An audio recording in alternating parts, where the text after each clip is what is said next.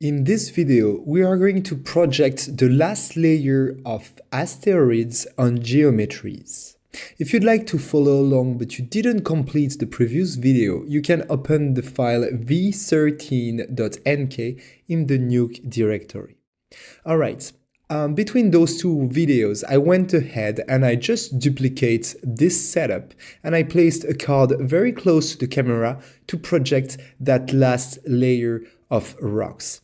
And as you can see here, it doesn't work well. It looks very weird just because the camera movement doesn't cooperate well with the card. We should need to fill more volume on those asteroids. So in certain cases, projecting on card is not an option.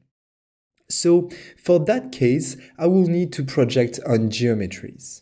And luckily, I asked the 3D modeling department to model me those asteroids in front of the camera to be able to project on them. So in order to import geometry in Nuke, I will need to create a read geo node. So that node will let me import obj, fbx, alembic files. So we'll click on the file button over here and I will navigate to the material folder and we will go to the folder called projection. And here I will take the asteroid fg.obj. I will click on open.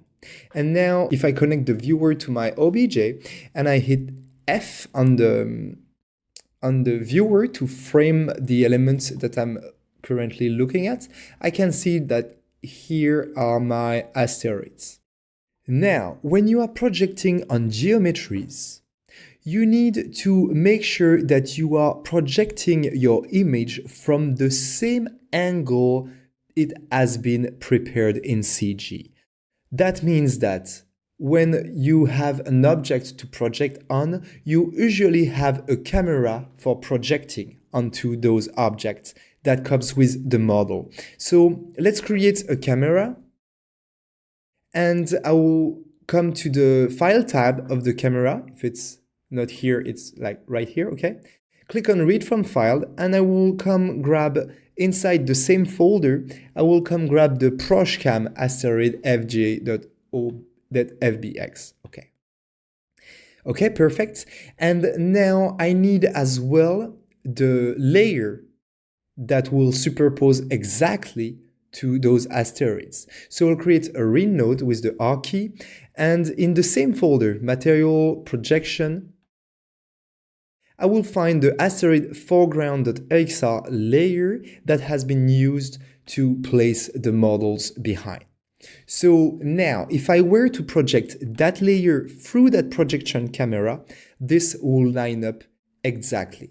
So let's do that actually. So I'll create a project 3D and I will project from that camera. And that camera is a projection camera, so it shouldn't be moving.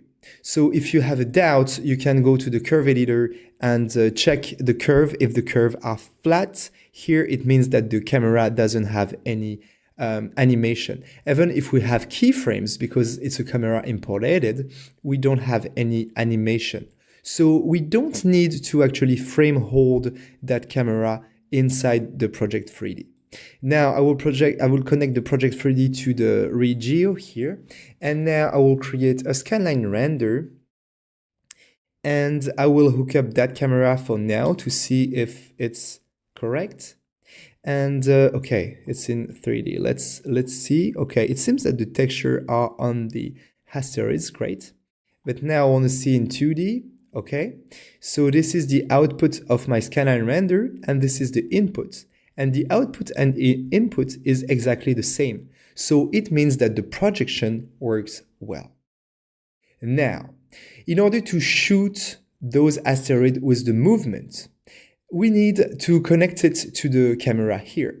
Problem here is the position of those asteroids is totally wrong compared to the rest of our 3D scene. If I were to open, for example, the position of that card that's supposed to be in front of the camera here, and I will compare to those asteroids, This is wrong. Even if I were like looking at the planet, for example, the planet is actually smaller than the asteroids. So we have a problem here.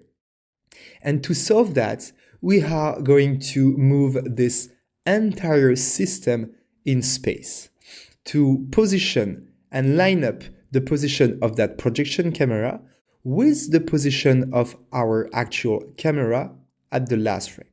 And let's do that in the next video. See you there.